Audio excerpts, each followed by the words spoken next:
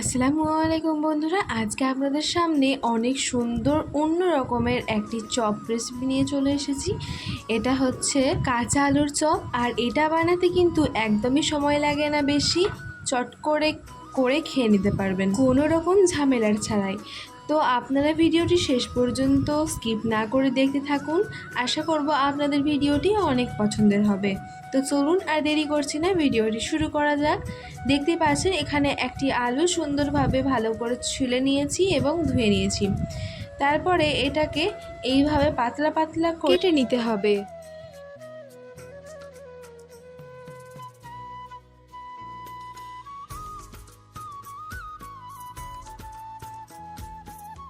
তো দেখুন একদম পাতলা পাতলা করে এগুলোকে কেটে নিয়েছি, একদম পাতলা করে এইভাবে সুন্দর করে কেটে নেবেন, না হলে কিন্তু সিদ্ধ হতে সমস্যা হবে, সিদ্ধ হবে না।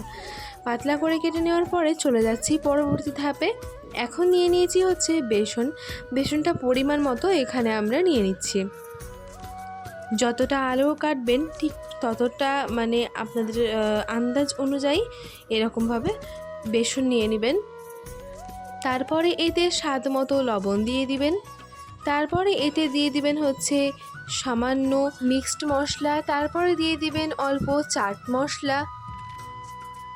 তারপরে এটাতে অল্প অল্প করে জল দিতে হবে, জল দিয়ে ভালোভাবে মেশাতে থাকতে হবে। তারপরে একটা সুন্দর ঘনত্বের ব্যাটার করে নিতে হবে। তো দেখতেই পাচ্ছেন কত সুন্দর একটা ব্যাটার করে নেওয়া হয়ে গেছে, আর ব্যাটারটার ঘনত্বটা ঠিক কেমন হবে সেটা তো দেখতেই পাচ্ছেন।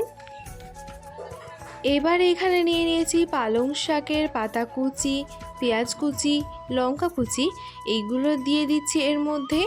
এর স্বাদটা আরও বেশি বেড়ে যায় আর খুবই সুন্দর লাগে। তো এইগুলো দিয়ে দেওয়ার পরে একটু ভালোভাবে মিশিয়ে নিচ্ছি ব্যাটারটার সঙ্গে।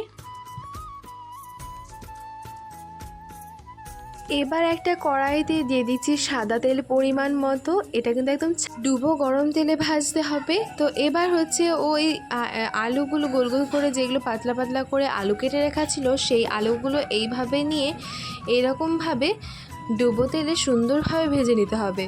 দেখতেই পাচ্ছেন এইভাবে সুন্দর করে ভেজে নিব। আর এটা কিন্তু একদম লো ফ্লেমে করতে হবে, নাহলে ভেতরের যে আলুটা সেটা কিন্তু কাঁচা থেকে যেতে পারে। তো এইভাবে সুন্দর করে লাল করে ভেজে নিতে হবে।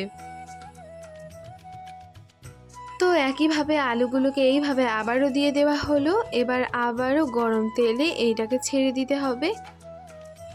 ছাড়ার আগে এই যে এটা কিন্তু সুন্দরভাবে ভাজা নেওয়া হয়ে গেছে, এবার এটাকে তুলে নিব আর পাশ থেকে ওটাকে ছেড়ে দেব। একইভাবে সবগুলো সুন্দরভাবে ভেজে নিব। এটাকে কিন্তু এখন তুলে নিলাম।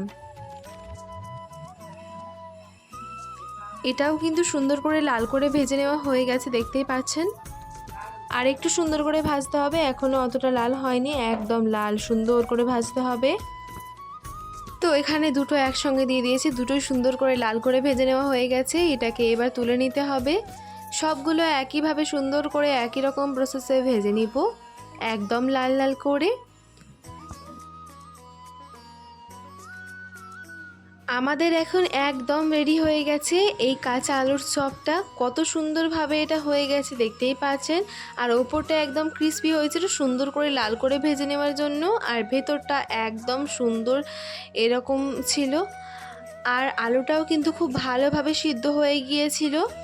তো এইভাবে বাড়িতে একবার হলেও করে দেখবেন, আশা করব আপনাদের অনেক ভালো লাগবে। ভিডিও ভালো লাগলে আমার চ্যানেলটিকে সাবস্ক্রাইব করে পাশে থাকা বেল আইকনে ক্লিক করে অল নোটিফিকেশন অন করে দিবেন। আর যদি ভিডিও ফেসবুক থেকে দেখেন তাহলে অবশ্যই পেজটিকে ফলো করতে ভুলবেন না। আর আগে থেকে যদি ফলো অ্যান্ড সাবস্ক্রাইব করে থাকেন তাহলে আপনাদের অনেক অনেক ধন্যবাদ। সবাই ভালো থাকবেন, সুস্থ থাকবেন, সবাই সবার জন্য দোয়া করবেন। ধন্যবাদ।